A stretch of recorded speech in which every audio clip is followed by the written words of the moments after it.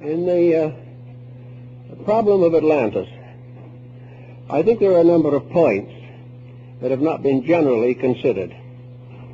We think of Atlantis as an island, probably somewhere in the Atlantic, and probably about in the location of the present Azores Islands.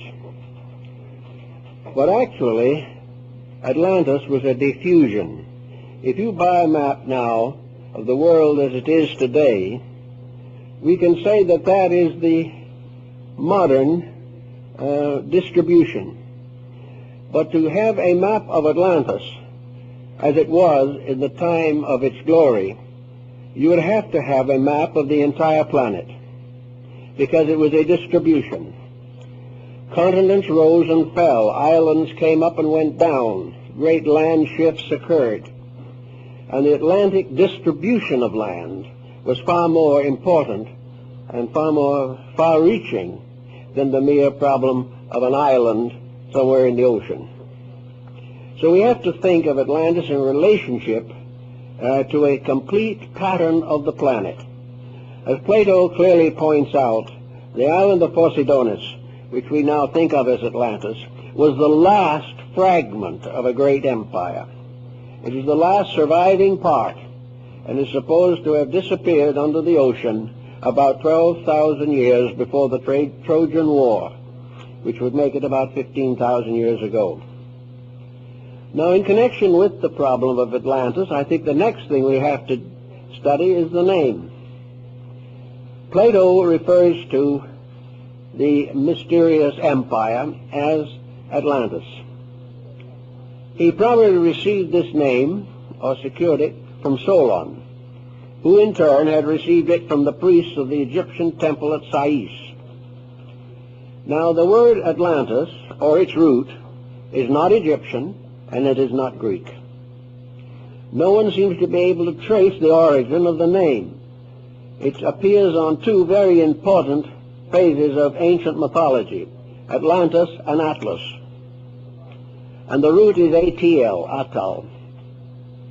Now, if we look to find a language in which that word or that root is permissible or was used, we find we'd have to come to the Western Hemisphere, because Atal was one of the month names of the Mayas. It also has more than just a name significance. Its glyph, or its symbol, is a deluge. This seems then to give us the real basis of our word, that we are dealing with a term that represents a world experience, that various countries were involved in it, that the circumstances were known around the entire planet, and that the name that has survived to us today is probably based upon the records on the Western Hemisphere. Now, if we take the general term to represent this mysterious region, we then can find from the Codex Troano, which is in the museum in Madrid, one of the surviving documents of the Mayas, that this particular deluge is marked in the glyphs of the people. The story is told in pictures, but among these pictures there is one in which the sky dragon, or the sky serpent, is pouring water from its mouth, and below this the god of death is dancing on the earth. Now, this was a long time ago, long before the coming of the Spaniards, but the records even go much further than that. According to the Chinese, the previous existence before our present coming to this earth was destroyed. The previous world was destroyed by water, a tremendous deluge. And in the I Ching, the 8 trigrams, basic trigrams, correspond to Noah and his wife, their 3 sons and their 3 wives, were the 8 who were saved. And this is exactly what the Chinese tell us. So the story goes around here and there and everywhere. It's a very interesting story, but what does it really mean? Is it merely an archaeological curiosity, or does it have some dynamic value for us today? I would like to think of Atlantis much as Lord Bacon did in his book, The New Atlantis, in which he says in very simple terms, the new Atlantis, which is America.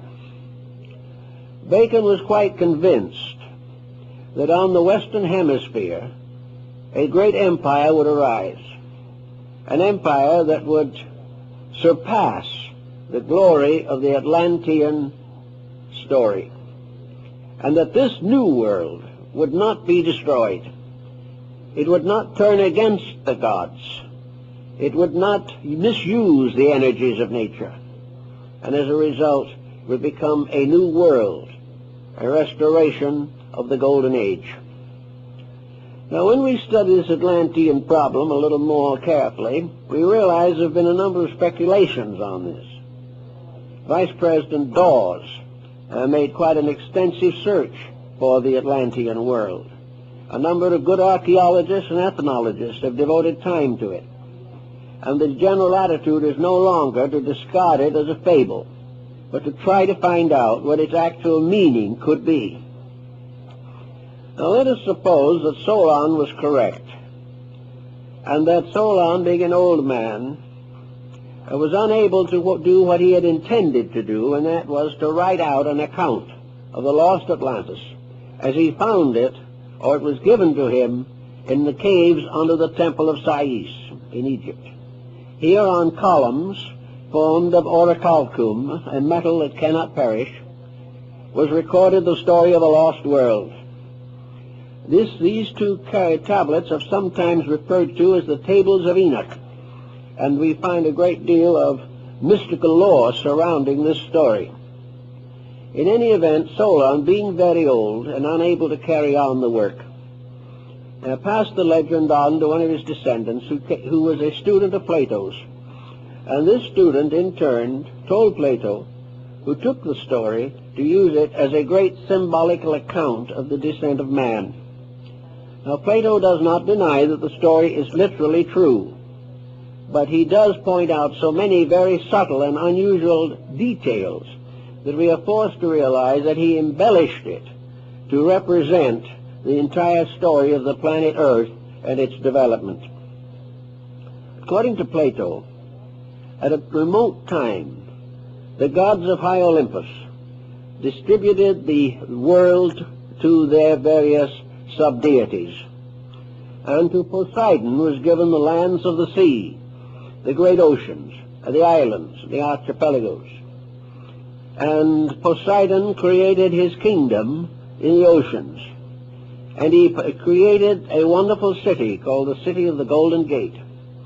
And in this city there was the temple to him, and in this temple were the tablets containing the laws of life, the laws that must be obeyed if man is to survive and to enjoy the favors of the gods. And the Atlantic Empire consisted of 7 islands. These 7 islands also occur in the Mexican story. These islands came together to form a league, and this league in turn created a kind of empire. And in the course of ages, the princes of the islands of the Atlantides became very proud. They decided that they would conquer the world. So in order to achieve this great end, they decided to send expeditions of conquest over all the other parts of the then Atlantean distribution. Now, this distribution at that time consisted, much as it does today, of countries of various degrees of development. It was not an uninhabited world. The Atlanteans were not the only people. But these other people were comparatively primitive.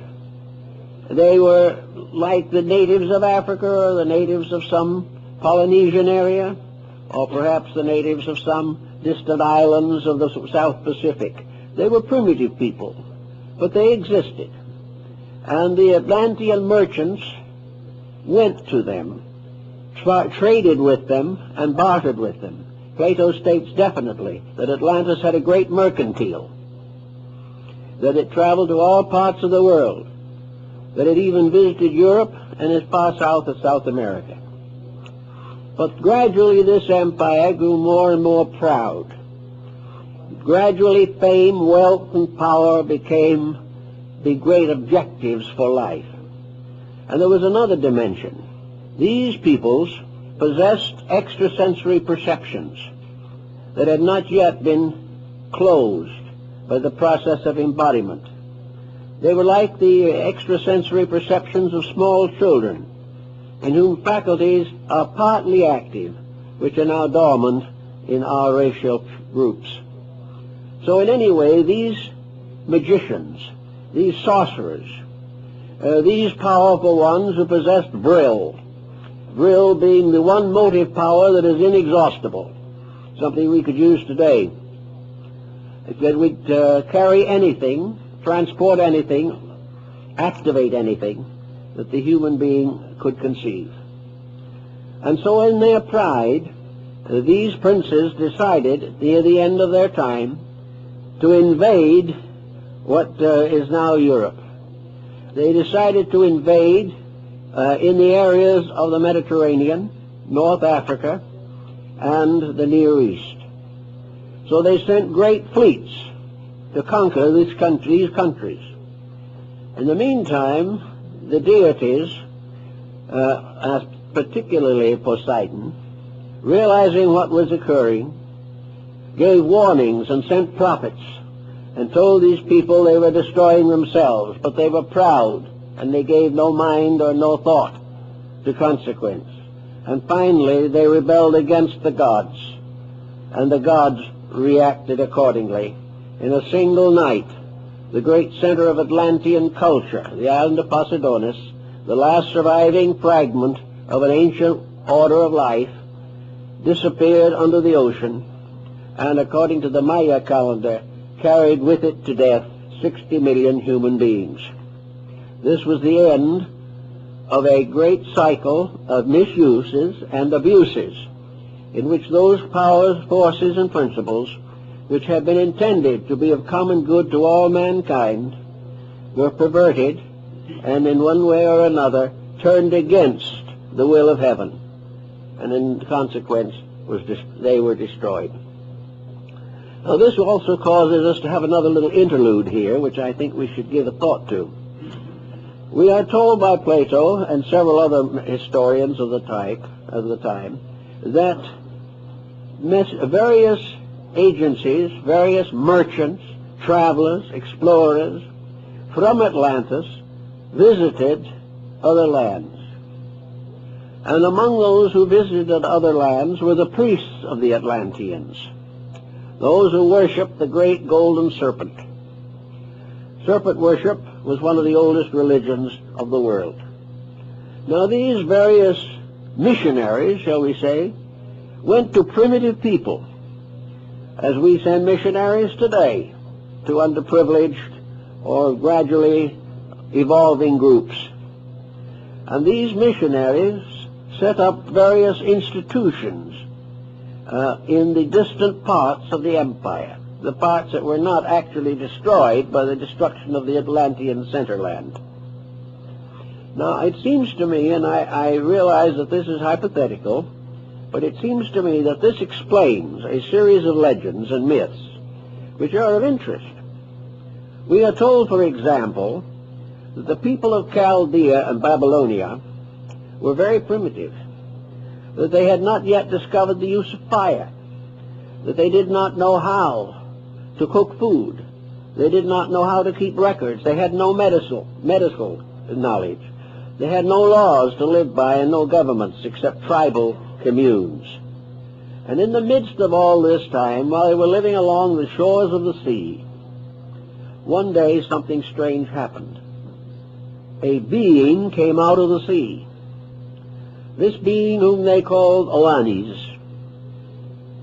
had the body of a fish and the head of a human being, and wore on his head the head of a fish on end. If you see the old pictures, you realize that his hat was what we call today a mitre, which is practically exactly the shape of a fish's head. And this man who came out of the sea had scales. Now, scales could very well represent armor. He carried symbols with him. And he was a good man. And he came to these people. And he taught them. He gave them a written language. He gave them the knowledge of agriculture. He taught them astronomy and the mystery of the stars. He helped them to build a permanent government, introduced them into the mysteries of architecture and the building of cities. And he also taught them the mysteries of heaven and the ways of the gods, and taught them to live in obedience. And he told them that in due time he would return. And then he went back to the sea, promising to come back one of these days, sometime in the future. And he walked out into the sea and disappeared. Now this seems to me to be a veiled story, could be a veiled story, of an Atlantean traveler, a missionary perhaps, who came to these people very much as the Chaldeans coming along the coast of Brittany and France gave them the beginnings of the culture of the Druids. This one who came out of the sea, dressed in armor, probably came on a ship, which came over the horizon and was regarded as evidence that he came out of the sea. The most important thing, I think, in this legend is that he promised to return. So they waited. And they kept his laws and they kept his rules for years, but he never came back. Now, on the opposite side of the world, something else was happening. The people of Central America were living in a very primitive state. Some of them were cannibals. They had no homes except rude huts. They had no instruments except cut from stone. They did not know how to cook their food. They had no written language and no way of recording their history, no knowledge of any of these things. And while they lived in this primitive condition, a strange thing happened. An old man came to them, riding on the back of serpents. And he came to the shore, and he was welcomed by them, these peoples. And his name is preserved in the three great languages of the central culture of the period and time and place. To the Aztecs, he was Kukulkan. To the ones who lived around Palenque, he was Wotan. And to the Mayas, he was Quetzalcoatl, the feathered serpent. And this man came from the sea with a bonnet of wonderful plumes, almost like wings. And on his breast he carried a cross.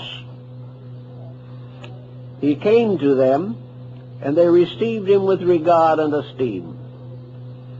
And he taught them all the things that Atlantis had taught the Chaldeans. He helped them to establish a permanent way of life. He gave them the beginnings of a written language, the only written language in the Western Hemisphere. He gave them good government. And then he said, now I go away. But keep the rules that I have given you. And in due time, I will return and claim the empire. But in the meantime, obey the principles I have taught. And these principles were of very high quality morally and ethically. Then this being went to the shores of the sea. And as he stood there, he said to the people that had assembled that a very bad power was coming to them. Tezcatlipoca, the god of war, was going to come from the south to destroy their empire. They should be true, however. They should keep the rules, and then he would return. Then there are two accounts of what happened to him. One that he called to the sea, and the raft of serpents returned. The raft of serpents could well have been a ship, with the very animal heads and so forth that were engraved and written or painted or carved on the heads of ships. The other explanation is that he was transfigured and rose to become immortalized and deified in the planet Venus. He said, I will come back. But he never came. And when the Spaniards arrived, many centuries later, and their ships were anchored, the Aztec Emperor Montezuma took the plumes on the crowns, took all the symbols of regality, and sent them by ambassador to Cortes, saying that he was Quetzalcoatl returned, and that therefore he was returning the kingdom which his people had kept trustworthy for ages. Now, these stories are interesting. There's nothing you can do but remember these strange stories. The same story exists in China. In China, the world's reformation, the restoration of humanity, was the result of a mysterious being who came out of a fish's mouth and, rising out of the sea, taught them the secrets of life. In India, Vishnu, in his first incarnation, is born from the fish's mouth. Everywhere the sea was the source of instruction. Something came from the sea. We can't dogmatize what it is, but it is interesting that at a remote period, certainly 8,000 or 10,000 years ago, if not more, doctrines and concepts and beliefs reached all parts of the world and are still reserved and preserved in all the mythologies, legends, and allegories of ancient peoples, and were recognized as the ultimate source of civilization. Now, if these were missionaries, travelers, philanthropists from the Atlantean Empire, they might have wished to come back. They might have said that they would, or that others would follow. And then came the deluge. The center of the great wheel was destroyed. No one could come back. Little by little, these peoples in different areas modified their beliefs. Interracial minglings brought about complications of stories concerning the descent of knowledge. Here in the southwest of the United States, they have the legends that originally humanity lived under the earth, and a deluge came under the earth, and this deluge threatened the life of everything that lived. So humanity crawled up or climbed up to this upper world upon cornstalks and began to populate the earth, and the point where they came out of the earth is still sacred to the Navajo and the Hopi. Years ago, I had the privilege of bringing to California temporarily as my guest one of the last of the great sand painters of the Navajo, Hosteen Claw. A few weeks ago, when I was in Sedona, in Arizona, I mentioned Claw, and everyone knew who he was. One of the greatest men of his time, an Indian, and a remarkable person. At that time, when he was up there, we had just published our large book, and I wanted him to see it. He spoke no English. He had no idea of what the book was about. So I turned to the plate of the Table of Hermes, just in passing along through the book. You'll find it if you have it. And the old Indian stopped right there. It was Chaldean. He didn't know what Chaldean was, never heard of it. But he told me through Huskanaswood, his interpreter, long, long ago, my people could read this. American Indian. Every once in a while, something like this happens, and no one knows why. But it all adds up to something that is very unusual and very interesting.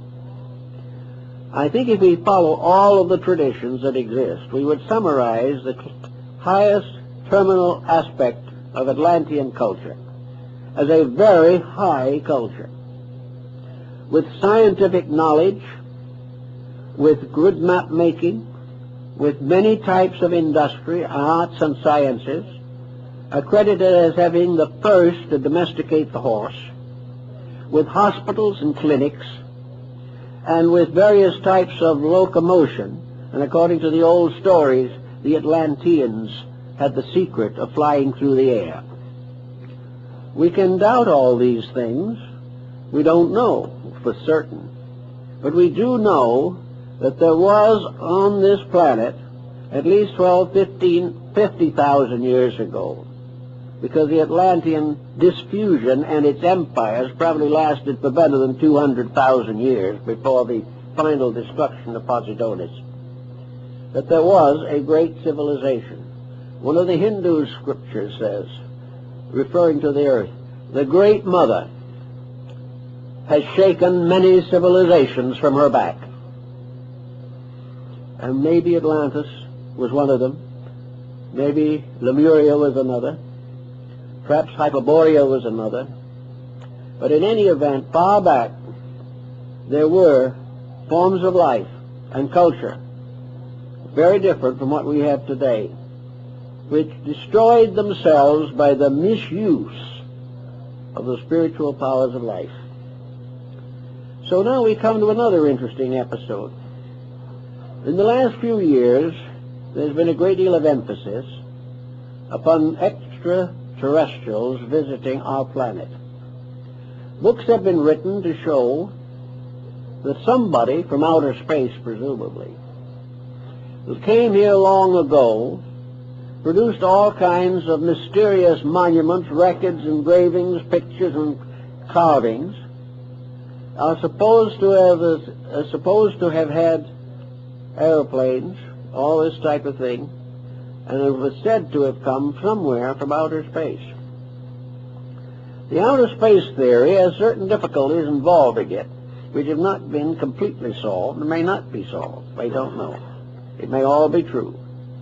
But what we seemingly have overlooked is the possibility that these records that we now consider to arise from extraterrestrial sources could be the records of the great civilizations that were here before they destroyed themselves. That these people who are said to have come and brought all the secrets of life to these primitive peoples could have been the citizens of the great Atlantic Empire, the empire that was far higher and far more advanced in many ways even than we are today. Their civilization was different. They were not bound tremendously to an industrial program. They didn't need it, and we wouldn't need it if we developed the resources within ourselves. The idea that we have to run the planet the way we're running it now simply means that we do not recognize that within ourselves are the answers to the questions that we now find so difficult. That actually, if we use the interior potential we have, we would have no need of all the problems of depressions and all the mysteries of exploitation that we suffer from today. How would it be to imagine for a moment at least that these so-called visitors were actually the Atlanteans? There is a long story of their activities, whereas the story concerning extraterrestrials is rather dim and hard to put together. We base the extraterrestrial idea on one point alone, namely that something was brought here or came here at a time before it would seem possible that the human being could have developed or evolved these resources. Some believe that they brought with them electric batteries. Others believe that they wore space suits. Some say they came in space ships. But none of these things really exist to our minds except in the form of paintings and carvings and imageries of one kind or another. The main foundation of our belief is that something happened by which a culture came here or was here prior to our ability to trace its source. If we assume that there was a great source already here, it would simplify a number of matters and make it much easier to account for the travel of these mysterious visitors. Suppose these mysterious visitors were simply part of an advanced culture here. I think we have the same thing in problems today. There are still areas in this planet right now where it is very dangerous for strangers to go. There are still primitive peoples who have no idea whatsoever of civilization and have never heard of it.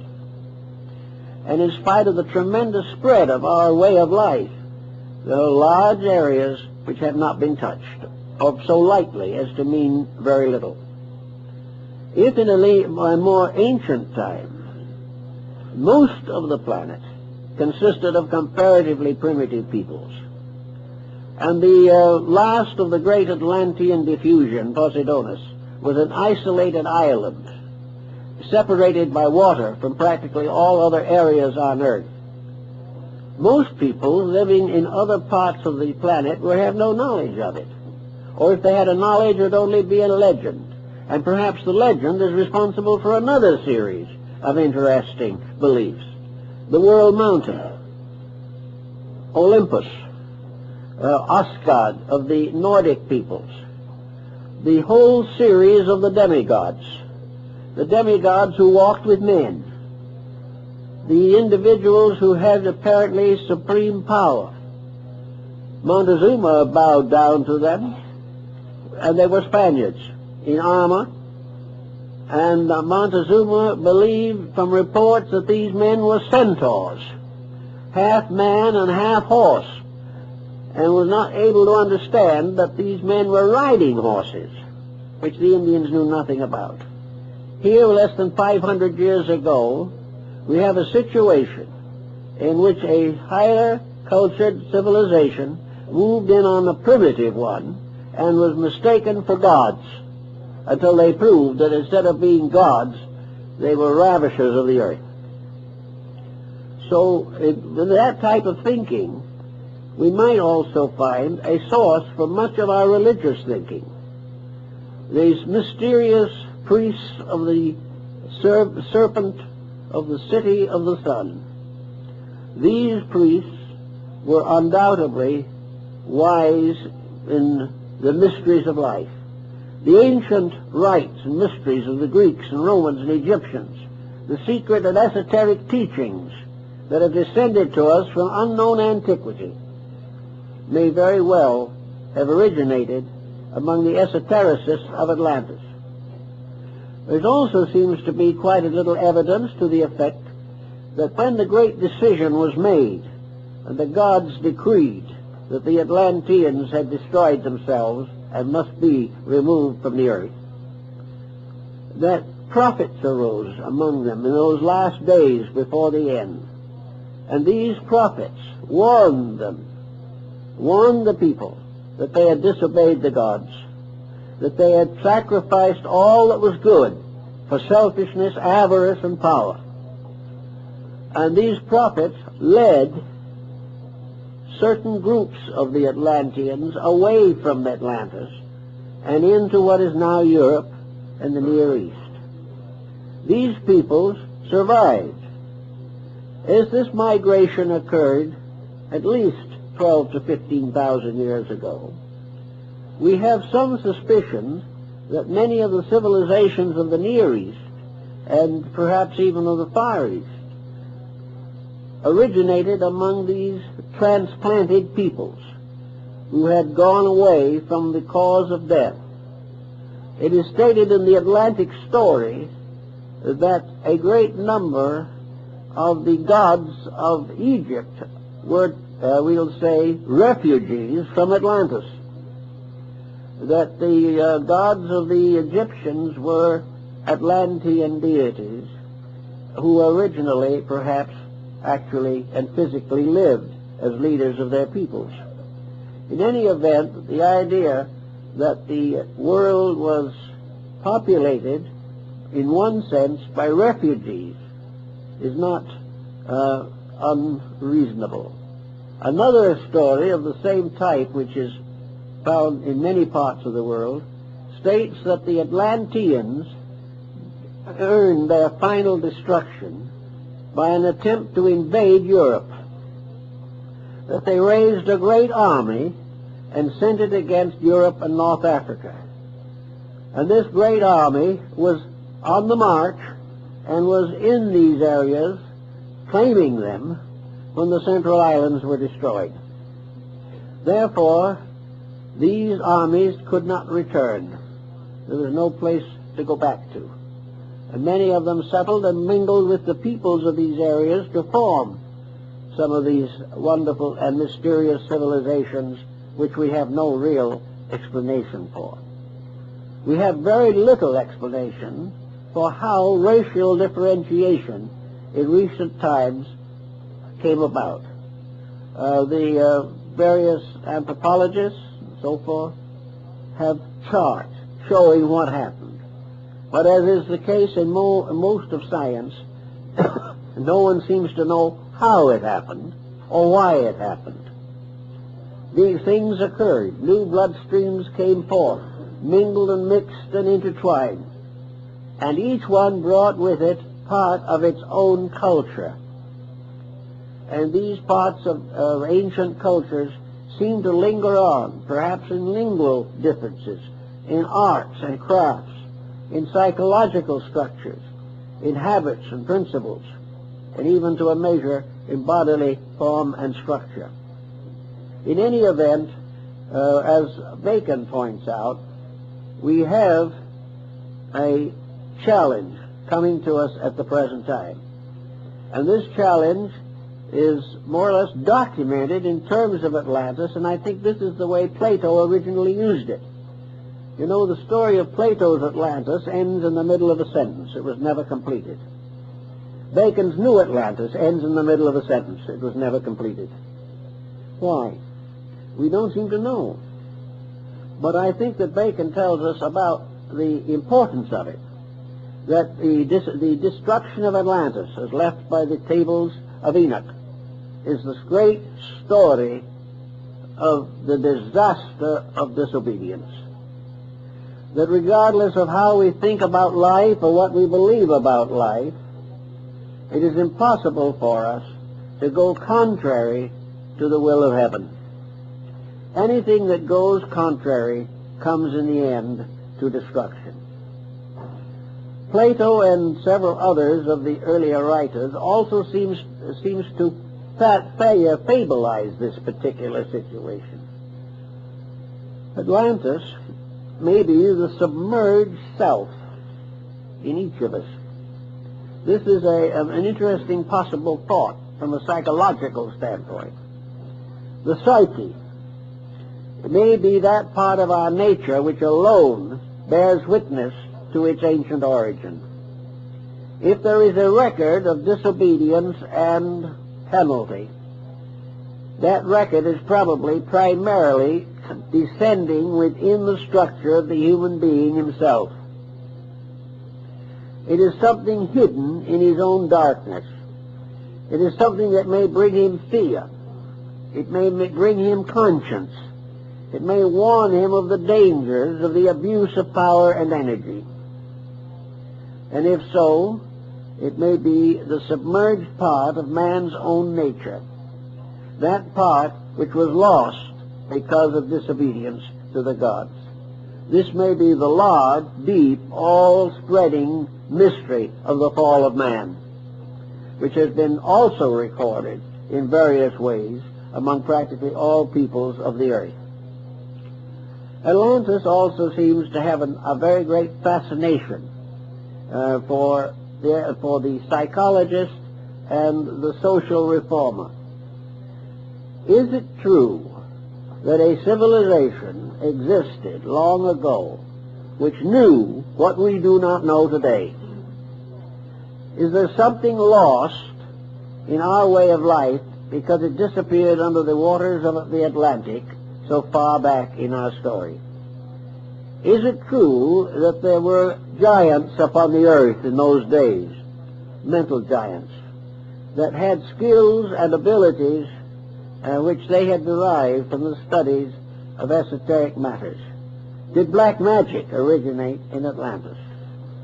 It probably did, according to the Platonic discussion, because it was in Atlantis that for the first time man disobeyed the gods. And from disobedience fell the angels. The entire story of human progress, so-called, is today very largely a record of disobedience. The individual has broken the rules of life. Some people, having broken the rules of life, try to study esoteric matters, hoping to find the secrets of some strange magic of long ago. But if they are those who have broken the rules, and they are seeking a knowledge which they do not deserve, and which they do not have the character to use constructively, they could cause another deluge upon the face of the earth. Therefore, every effort apparently has been made in ancient times to protect the secrets of essential knowledge.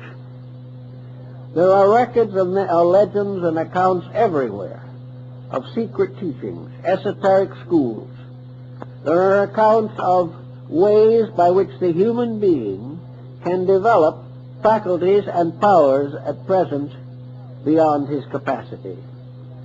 The scoffer says the whole thing is superstition, that there are no such forces, but that isn't proven by scoffing.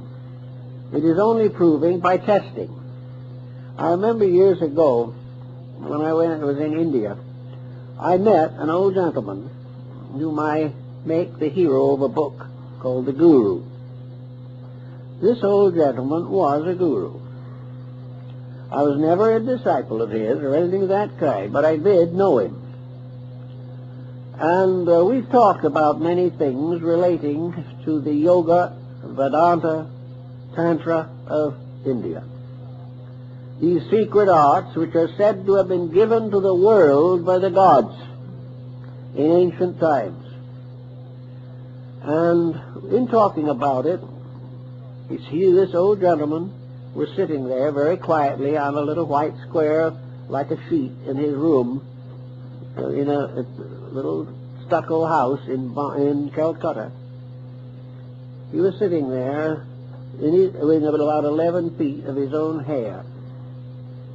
So I said to him, I'm going back to the States, and as one of the holy men of India, have you a message you would like to have carried to the American people? And the old gentleman, sitting in the midst of his hair, where it joined his head it was pure white, at the outer ends it was black, looked me straight in the eye and said, yes, there is. Tell the American people to be practical. That sounds like a very strange thing to say under the conditions. Because if there was anything that ever looked impractical, it was what he was doing. So I carried that question a little further. And he explained to me, he said, I would like to make a recommendation. He says, send over to us 5 or 10 of your best equipped scientists, the ones who have the greatest knowledge that your academies and schools, universities, and institutions can produce. Leave them with us for 10 years, and they will reform Western wisdom. We have built it all on the outside, when in fact we have failed in the greatest mystery of all, the realization that within ourselves are the secrets we are searching for everywhere else. And also within ourselves are energy resources which cannot be exhausted. And that there can be and should be an over-science of life by means of which human beings could build a world that would endure, a world that would be worth living in for everyone who lives here. Now, the old masters of the magic of Atlantis lost all by perversion. They lost themselves and they lost their lives. They lost their world and their beautiful cities and their temples. Nothing remained because they failed. Now, at the moment, we can also remind again of the Atlantis of Bacon, namely what we have to do. He said, Bacon in the New Atlantis said that we might say the motto of the great Atlantean experiment was that man should learn to know all that is possible for man to know, and should dedicate all he knows to the unselfish good of all that lives. It's a pretty big order, and we're not working that way too well at the moment. But the principles still remain true, that when the individual works for himself, his empires fall. When he works for the common good, he builds that in which is the spirit of everlastingness. Now, among the mysteries that have been involved in the Atlantean story are the pyramids. And the pyramids are very interesting things. We know that they are in Egypt. We know that they're in Central America, but recently, a year or two ago, I saw photographs, aerial photographs, of pyramids in the heart of China, which are not generally known, but it's been recognized. These pyramids, like the mounds of antiquity, seemingly have a meaning. And what that meaning is appears to be also rather uncertain. According to the conservative Egyptologists, and Mayaologists for that matter, the pyramids were simply magnificent monuments to the memories of dead pharaohs, kings, or emperors, or, if you want to be a little more idealistic, perhaps the testimonies to God and wisdom. But the pyramids are very strange things. Their distribution upon the surface of the earth is most extraordinary. Work is now being done, and I hope it will be carried on to a successful conclusion, to study and chart the locations of pyramids in relation to the magnetic field of the planet. We know that the planet is a kind of crystal, that it has areas of fission, that it has magnetic fields, and that these magnetic fields are very important to the survival of life and to the distribution of energies. These magnetic fields may sometime be the substitute for every method of locomotion or all forms of fuel in the world today. I went to the Pyramid of Giza, and I went through all the interior chambers of it. And there are some things about it that are very, very strange. Why should a tomb be ventilated?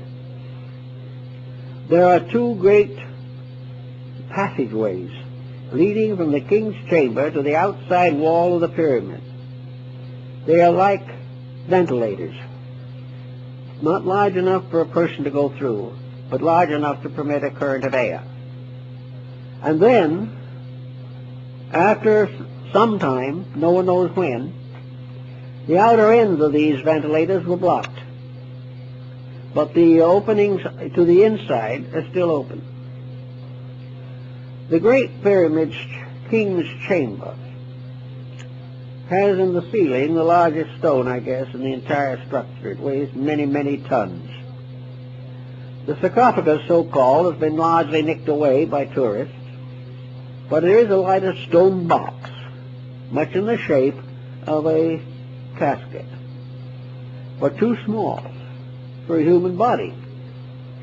The way the Egyptians mummified their dead and put one mummy case and sarcophagus over another before a final interring in the stone vaults could not have been done in this case at all. It's been utterly impossible.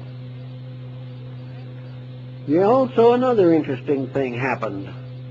Way back in the days of the glory of Baghdad, the great Sultan of the follower and descendant of the great Al-Rashid of the Arabian Nights, Sultan Al-Rashid bin Mamun, decided to open the Great Pyramid.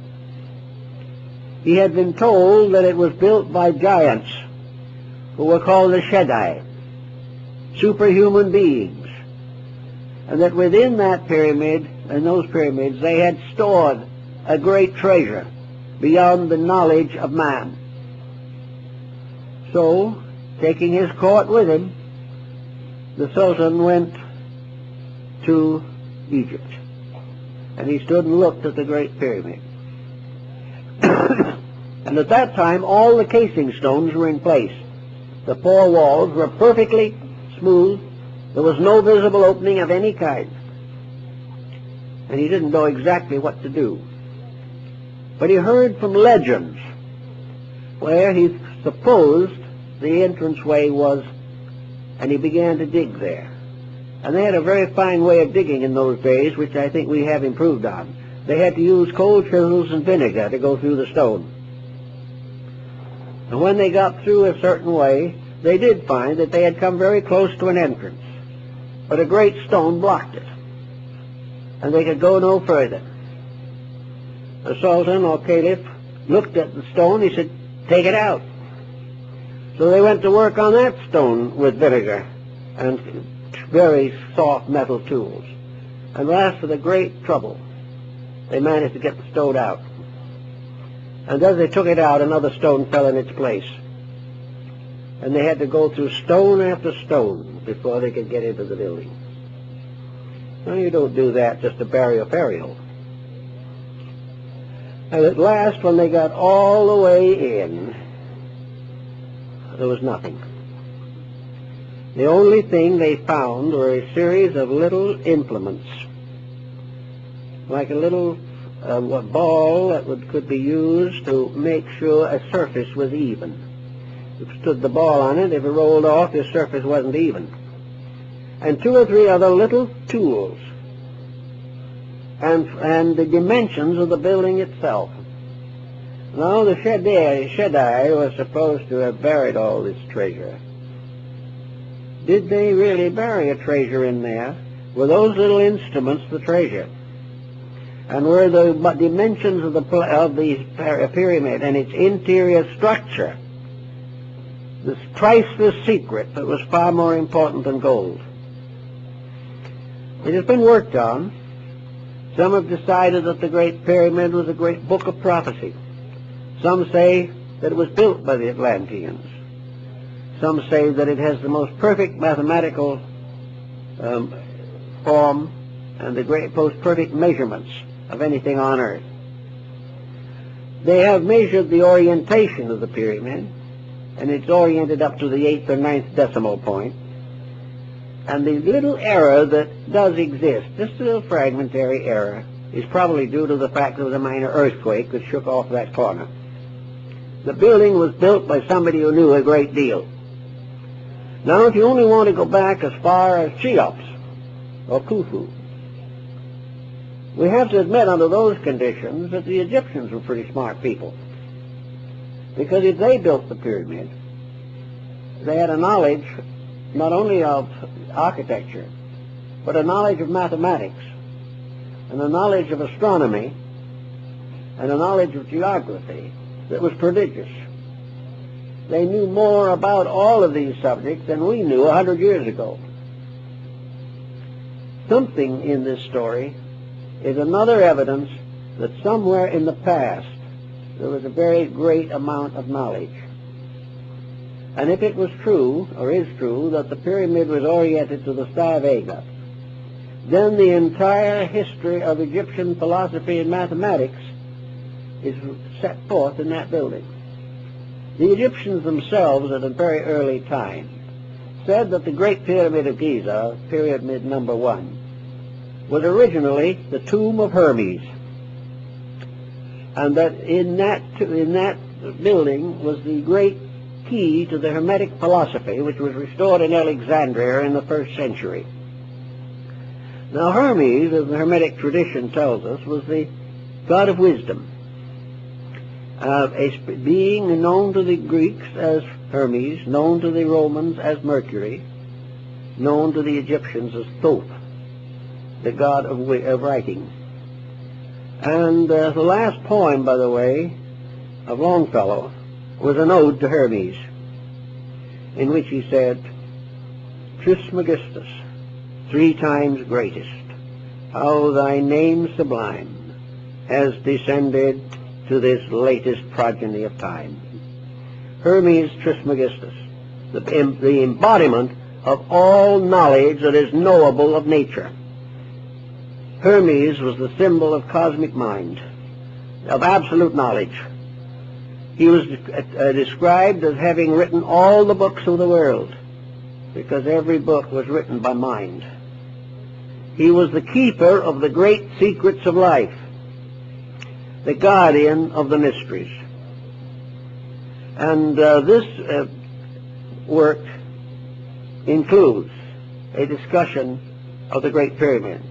Certain Hermetic books, probably written about the 1st century, but credited with a greater antiquity, include a work written by Hermes, presumably, to his son Tatian.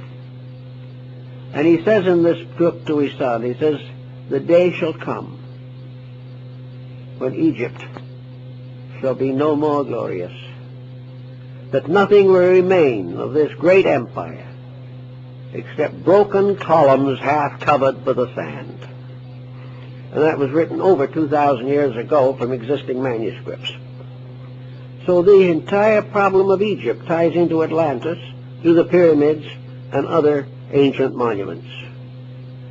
Let's see now what we could say about this pyramid in study of man at the present stage of his evolution. For some reason we're not very sure of, the pyramid is on the reverse of the seal, the Great Seal of the United States. No one knows exactly why it was put there. No one knows who put it there. The custodian of the Great Seal, back about the turn of the century, wrote a book on the story of the Great Seal of the United States. And he said the reverse of the seal, the front of course is the eagle, the reverse of the seal has never been cut, for the reason that it is nothing but the dull symbol of an esoteric society. Well, that esoteric society, of course, numbered among its followers Washington, Franklin, probably Jefferson. But in any event, the seal was not cut. Now, the soldiers of the Revolutionary War were paid their wages in what we would term feudatory notes. They were simply local printing paper with practically no value. Nearly everyone who financed the revolution went broke. But these little notes that were passed around, one of them has that pyramid on it before it was on the seal of the United States. And later it was moved onto the states in a paper. Now, when was the Great Seal cut? It has been cut. It was cut during the presidency of Franklin D. Roosevelt, and has since been found on the reverse of our dollar bill. This seal is apparently the symbol of a monument which, according to the Bible, was set up in Egypt to bear testimony. It was quite possible, and people are beginning to work more and more on it, that the study of the pyramid is very, very important to the solution of our relationship to the ancient world. We like to think in our own way that we are just here to do as we please, that we can make the mistakes we like best, that there is no definite providence to guide us, that our ancestors are all dead, and that nothing was better than the Roman Empire. But we are not at all sure of some of these attitudes. And as our own problems increase, as they are increasing today, it becomes very obvious that we are not able to handle our own destinies at this time. We do not know where we are going. We have no idea of how we're going to get there. And about the only thing we can do at the present time is try to figure out how we can add more guns or bombs than somebody else as the basis of survival. Now, this doesn't really make very good sense. It is not the answer. There is a grand plan of life, a grand purpose. It has existed among every people, and every nation has finally turned away from it and disappeared. The ruins of the past are a constant record of the individual's inhumanity to man and his failure to keep the principles of his own survival. The science of survival, then, suggests that there must be a plan, and that that plan must be available to man if he wants it, or is willing to do that which is necessary to have it. If he is not, he will not get it. Now, there's an interesting story we don't hear much about also. Hermes, among the books which he is attributed as having written, was one which is called the Black Book. Now, the Black Book is another legend. Very difficult to find much out about it. But one thing we know is that in England, the Order of the Garter was formed not because of an accident to a lady's garter, but because the original meaning of the word as it appears and was gradually, we might say, colloquialized, it was the Order of the Garter, the protector. And if you have visited the Chapel of the Garter at Windsor, you will see the thrones of those who were the members of the order. And according to the ancient order, as recorded by its first great historian, Sir Elias Ashmole, back in the 17th century, the original laws and rules for the order were taken from the Black Book of Hermes on the deportment of kings. And the entire structure is so constituted and the thrones are so arranged that it represents really a heavenly temple in which all the gods of antiquity were seated. It is also a very appropriate symbol of the first great League of Nations, that it was a symbol of the union of the rulers of the world for the maintenance of peace. The Knights of the Garter were all rulers. And I remember when I looked at it, there up on the flag or banner of the chairs was the flag of the Emperor of Japan. The Order of the Garter was an international order of leadership. And the Knights of the Garter, in their rights, drew their swords, overlapped them, and formed together a circle of blades resembling a great star.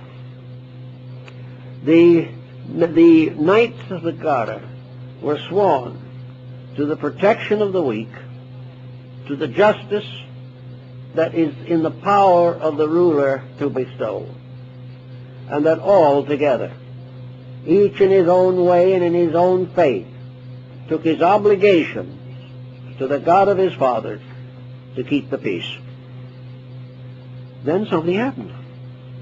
The Black Book disappeared. And the parts which had not been transcribed, which had to do with the rules of conduct down through time, have never been found. Again, something mysterious happened. But that it did exist, Ashmole assures us. The same type of thing comes with the Order of the Round Table. Another type is with the legends of Charlemagne. All of these things go way, way back. But they all lead to one concept, namely that there is an over-government of the world. That this over-government is the government of the gods from their Olympian thrones as personifications of the great forces of life by which the universe is maintained. We do not have to believe in Olympian deities, but the integrities which they stand for or symbolize are the basis of human life. And unless these integrities are maintained, nations will fall. And every nation up to the present time has passed through great vicissitudes because of its inability to keep the rules of life. In the Greek and Egyptian worlds, those who were dedicated to trying to live a better life were gradually accepted into the mysteries. And these mysteries were among the things that Solon participated in when he was initiated into the rites of Osiris and Isis. According to the legend, Solon was taken into the basement or cellars of the temple. He was taken way down under the earth by the side of the Nile. And in the very depths of the earth there was a subterranean lake. And it was all black and dark. And on the shore of the lake was a little boat with a blind oarsman. And in the center of the lake was a small island. And on this small island were the two pillars of Enoch. So Solon and the priest who guided him went out to the island, and the priest showed him these strange hieroglyphic writings on these columns. And it described how various destructions had afflicted the world. And it said that the Atlantean Empire was destroyed by water. But if the solution wasn't found, if the world did not become aware from the ancient evidence and from daily living that there was no way of breaking the rules of living and surviving, then another great civilization might rise. And if this one rose, and it was necessary to punish it, it would be punished by forces moving in the air. Solon took this back. Didn't know exactly what to do with it. But he realized that he had been in the presence of something very sacred, that the priests themselves believed this. And it was written on this column of indestructible metal that had been there before the dawn of time. Incidentally, there is a column in India that is much the same. It's at Delhi.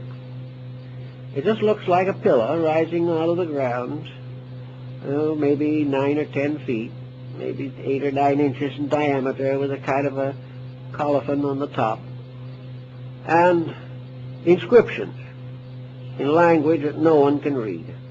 No one has ever been able to read. It looks like iron. But during the Sepoy Rebellion, that column was hit by a number of solid shot, cannonballs. The cannonballs were broken into fragments, and there was not even a dent on the column. It is believed that this column also goes to the story of the orichalcum, of which the walls of Atlantis were built. Everywhere you trace around, you find interesting things to remind us of something. And I think what it's trying to tell us is that we are one step in a great project, a project that leads from the primitive to the ultimately enlightened. That all along the way, just as human beings are young, grow old, and pass out of embodiment, generation after generation passes, so nations after nations come and go. The great thread of life is never broken, but there can never be an enduring culture until it keeps the rules. And these are the same rules that Plato tells us about, that Solon found, namely that we are surrounded by a tremendous field of energy. We are surrounded by the potentials we have no knowledge of. Space is full of the energies and life that we are trying to now find by artificial means. The human body is an incredible instrument, and its value has been largely destroyed by the fact that the owner of the body is unwilling to treat it properly. So nation after nation rises and goes down because it does not keep the rules. And this will continue until man, in one way or another, becomes aware of these rules. Now, the speculation about the Atlantic story, to my mind, should not be where was it and what was it, primarily. But the main question is to find out what the story means and what it means to us today, to make this idea practical. We learn from this story, for instance, that a great civilization can perish. We learn that great empires can fall. But what we haven't learned really is that these disasters are caused largely by the corruptions of the human being. That man himself is his own destroyer, and that he will be his own destroyer as long as he follows the ambitions of world domination, as long as he lives to conquer peoples, as long as he lives to accumulate an unreasonable wealth, where he is willing to compromise integrity for fame, where he is willing to live only for today and let tomorrow take care of itself. He should look back and see how the tomorrow of Atlantis took care of itself. The individual himself sickens and dies from his own corruptions. Nations do the same thing. But in every nation that perishes, something survives. And one of the things that survives is a knowledge which can be reorganized, reintegrated, and reformed. We have gained from the past many skills and many wonders, but these are not enough unless we ensoul them. We can gain any skill we want. As today we are working with computers. We can have all the computers we want, but men will be born and suffer and die just the same unless we use these computers to solve the great problems of life. And having found that those answers can be discovered, live by them when they are found. All knowledge has as its final purpose that the individual shall overcome his own ignorance, and that society shall overcome its compound ignorance. And ignorance is nothing but the belief that we can break the rule and survive. So the Atlanteans left us this message, the Mayas left it to us, that the great world patterns, the great world systems with which we are concerned have all perished from one source. We call it ignorance. And it is ignorance in a sense, because as the Chinese point out, any individual who does wrong is ignorant. No matter how learned he is, no matter how many years he spent in school, no matter how many honors have been bestowed upon him, no matter how much wealth he has accumulated, if he has not the understanding of the importance of complete integrity, he is ignorant. Ignorance is the inability to use wisely what the skills of the mind have given us. And until we realize this, we will be perishable. And just like the Atlantis of old, we shall be teetering on the edge of oblivion unless we ourselves make the necessary changes in our concepts and our conducts. Bacon pointed out that there was, in the great city of the New Atlantis, in Solomon's house, there was a tremendous collection of all of the arts and sciences that man had known. That in here, all the wisdom, all the value that humanity had accumulated was in a great museum, a wonderful place, a gallery. And also here were the busts and statues and portraits of the great illumines, those who had given man the great donations and gifts of wisdom.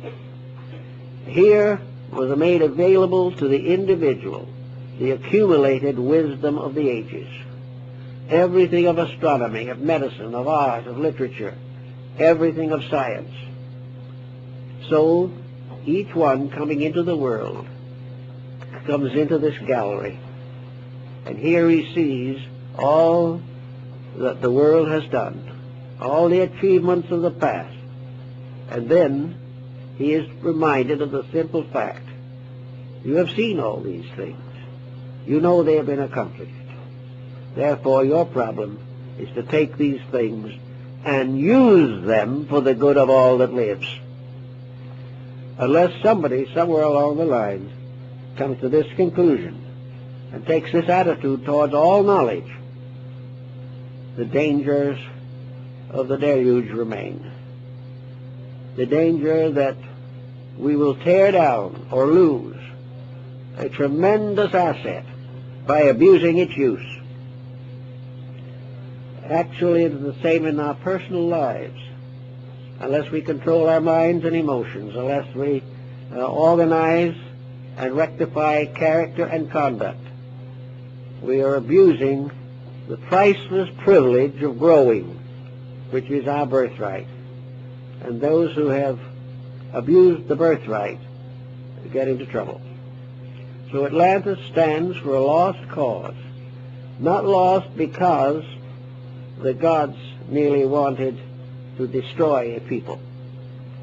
Atlantis was destroyed because it was too dangerous to let it live. It meant that if it was not destroyed, evil would spread throughout the world, would afflict all peoples, would tyrannize and dominate and corrupt everything that exists.